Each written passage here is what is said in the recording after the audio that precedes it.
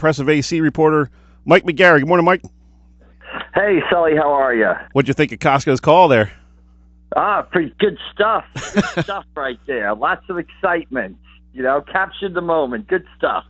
How would McGarry's call have gone? Hey, Ahmad Brown down the sideline. He might get in. You never know. Not as well. Exactly. He could get caught from behind. I don't know. Maybe. We'll see what happens here. What's happening, man? I just got, obviously up at MetLife last night for what was really a really great and entertaining game. I think there were 4 touchdowns of at least 50 yards, a lot of offense, and St. Joe winning their 20th state title since the state non-public playoffs began in 1993, and really just 2 great performances stood out. Jada Byers and Ahmad Ross, two Bridgeton kids at St. Joe who, combined to score 6 touchdowns last night. Dude, that was an awesome game as a reporter, just to be on the sideline there, and you're kind of running up and down the field, the possession switching for, 40, 50 yards at a time, and so exciting. And give credit to the Holy Spirit for answering back pretty much every time St. Joe made a run and scored a touchdown. Boom, they come right back, and what a great game to be a part of.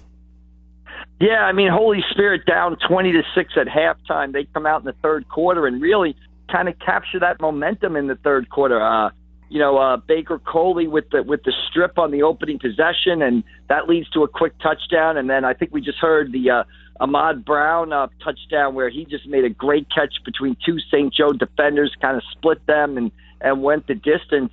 So Spirit really came out in that third quarter and got itself back in the game. I think closed within a touchdown, but too much Jada Byers. 60-yard touchdown catch and a 35-yard touchdown run in the second half to sort of secure the victory. And I think, I think the other thing you pointed out too. I think, and I wrote a column in Friday's paper, probably still on ImpressiveAC.com website. I think the setting for the game was great. Everybody can talk to me about, well, you only had a couple thousand fans in an 82,000-seat stadium and stuff like that. But I thought the atmosphere at the game was intense. I thought the fans behind the bench, the fans are right behind the benches, close to the court, close to the field, so you could really even get the sense of the crowd. It wasn't like you were isolated. I just thought it was a great setting and a great game and just a great night for both schools, really. Both schools to be commended, for what they did in getting to that game. And at that kind of stadium, the fans are a little bit elevated off the field, so they get a great vantage point of everything that's going on, too. Yeah, absolutely. And I just thought, the kids had a great time playing on the field. I remember I got there early. Even when the cheerleaders walked in, everybody, and even when I walked in, everybody's kind of looking around and kind of in awe at the place and stuff like that. And, I was on the sidelines for the first half, and you kind of look around, and you just take a second to sort of look around and take a look at the big giant video boards. Ahmad Ross of St. Joe talked about how on his 88-yard touchdown run, he's looking up at the video board to see how close the Holy Spirit defender was behind him and stuff like that. So, I just thought it was a spectacular setting for the game, and it lived up to the hype. I think of your Holy Spirit, just like the first time these teams played, when Holy Spirit jumped to a 14-0 lead and was up 20, could have been up 21-0. In that first half of those, St. Joe led 20-6. Holy Spirit really had the ball almost the first 2 quarters, most of the first 2 quarters. Holy Spirit inside the St. Joe 10-yard line twice, with no points in that second quarter, and that kind of hurt the Spartans. But give the St. Joe defense credit. I think, Brad Lomax, Bobby Hyman, Angelo Vocalos, Keshawn Griffin with sacks, Jaden Chertel with an interception, of course, Ahmad Ross with that pick 6 too. The St. Joe defense came up big when it had to. Mike, I was talking to Kurt Driscoll, lineman for Holy Spirit, right before the game started. I said, hey, man, are you nervous? He's like, dude, I've been up since 4:30 this morning waiting for this. Right. Well, Ahmad Ross told me in the story that I have out there, it was in the paper today and it's on ImpressiveAC.com, that he had trouble sleeping all week and he got up at 4 a.m. Friday morning. So obviously, you realize what the games mean to people, the opportunity to win a state title, to play in that setting. And it truly was, I think a really spectacular, entertaining game and at a great site. And talking to Coach A.J. Russo after the game, I mean, he was just so proud of his guys. I mean, when you look at it on paper, St. Joe obviously had the edge in talent in a lot of those positions. But, man, Holy Spirit just played the way they do, just everybody doing their job and sticking their nose in there and, guys getting banged up and hurt and other guys stepping up. So really shows a lot about that program. Yeah, Holy Spirit had some outstanding performances. I mean, the quarterback, Ryan Yost, really stands in there all game, throws 3 touchdown passes, leaves early in the fourth quarter with a broken collarbone, so we hope he's, going to be doing all right, and I'm sure he'll heal up, but he really stood in there against the St. Joe rush. Ahmad Brown had a great game at wide receiver, I think 2 touchdown catches. He had 5 catches for 120-something yards. Elijah Gray at running back ran for, I think, over 150 yards, and plus, then after Yost went down, he stood in a quarterback, even threw some passes and stuff like that. Azim Baker-Coley with the strip sack, a strip forcing a turnover there. So I just thought both teams played really, really well. The difference was just a couple of big plays from Jada Byers and Ahmad Ross, and Holy Spirit not taking advantage of those early opportunities. That was really the difference in the game. And although you look at the score, 41-22, it was really, in the third quarter, late in the third quarter, that was a touchdown game. It was still anybody's game at that point. Talk with Mike McGarry from the Press of Atlantic City. And, Mike, one thing I took away from this game is Jaden Chertel, sophomore quarterback for St. Joe. He's not asked to throw the ball a lot, usually only 3, 4, 5 times a game. But, man, when he asked to, he was throwing some dimes last night and just really hitting Byers in stride on 2 of those plays. And to be a sophomore in that kind of situation, in that big stadium with everything on the line, and to be able to come up and make those kind of throws was really impressive to me. Yeah, I mean, 2 big throws down the middle to Byers for touchdowns, one 55 yards, one for 60 yards. And he hit on something there, Jaden Chertel, sophomore. We could very well be back at MetLife Stadium next year at this time to see these 2 teams play again, because both these teams are just loaded with young talent. I mean, we mentioned Ahmad Ross, his game, sophomore. Jada Byers, junior. Jaden Chertel, sophomore. Keshawn Griffin, big defender, big sack last night for St. Joe, sophomore. Chase Lomax, sophomore. St. Joe is loaded with a talented sophomore class, and Holy Spirit has plenty of young players also. I mean, Elijah Gray's a junior. He'll be back next year. Isaiah Jarena, the big tight end, he'll be back next year. Yep. They've got a lot of, what Holy Spirit, I wrote a story this week leading into, Michael Francisco and Mike Weaver, 2 freshmen starting on the defense. They'll be back next year. So, Holy Spirit and St. Joe, the Holy War isn't going anywhere. So those 2 teams could very well find themselves back in MetLife Stadium, next year playing for a state title. Especially you look at the way they dominated the playoffs. Neither team was really pushed in the playoffs until they faced each other. Mike, it was funny. We just had Coach Sacco on the phone, and we had to catch him real quick. He was going over to the school to collect some uniforms and helmets and stuff. And I asked Nick, I said, what are the odds he's not going to be watching some film this morning?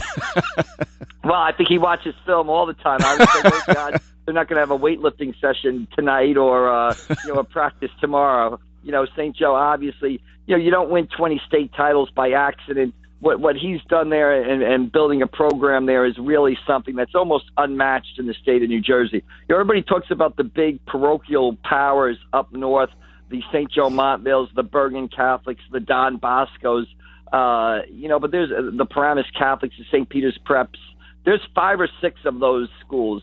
There's really only one sort of small parochial school that's done what St. Joe has done in the state of New Jersey, and that shows you just how unique it is. I mean, since 1993, they've won 20 state titles. What have they won state titles? 9 of the past 10 years. It really is astounding when you look at their record of success. And, Mike, one thing that I took away from this season for these guys is, and even Coach Sacco talked about this, 2 or 3 games in, they were thinking they're world beaters. No one can even touch us. We were 12-0 last year. We're going to run the table this year. And all of a sudden you get hit with a little bit of adversity, and you never know how high school kids are going to react to that. And that coaching staff did a great job keeping these guys together. Let's remember this season could have gone in a tailspin after all that stuff that happened in October. They kind of regrouped after a couple losses and said, "Hey, we're still good enough to win this state championship. Let's get refocused." And it shows a lot about that senior class to say, "Hey, let's do what we set out to do and let's finish this thing off."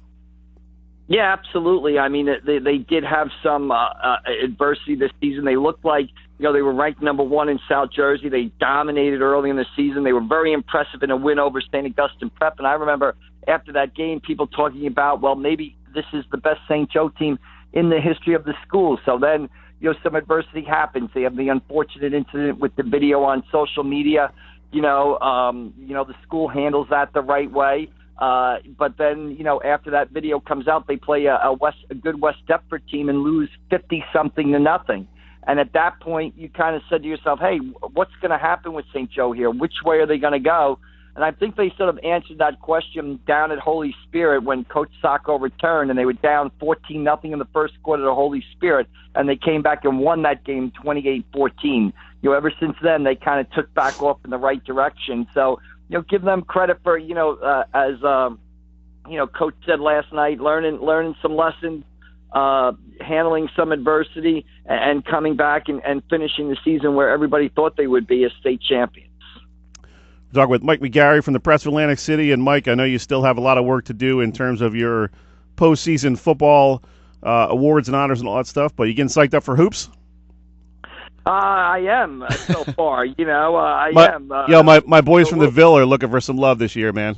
Yeah, well, the Pleasantville. They're going to have a good team. Outstanding team. Yeah, I mean, with possibly 3 1,000-point scorers on that team. Right. The only part with Pleasantville, and I'm sure they'll be able to handle it, they are in a loaded South Jersey Group 2 section with Camden, which might be the number 1 team in South Jersey when the preseason rankings come out, and Haddonfield, which might be the number 2 team in South Jersey when those preseason rankings come out. But obviously a lot of expectations over at Pleasantville and a lot of expectations down at Wildwood Catholic with Taj Fleet and Jaleel White, 2 Division I prospects playing for the Crusaders. So, and then obviously, you've got St. Augustine and Atlantic City and Holy Spirit and even St. Joe on the basketball court with Marcellus Ross, over 1,000-point scorer playing in that, playing for the Wildcats. So I've already got my eye on opening night. I think you got Atlantic City boys at St. Joe boys on opening night. I think you've got Wildwood Catholic and Holy Spirit facing off on opening night.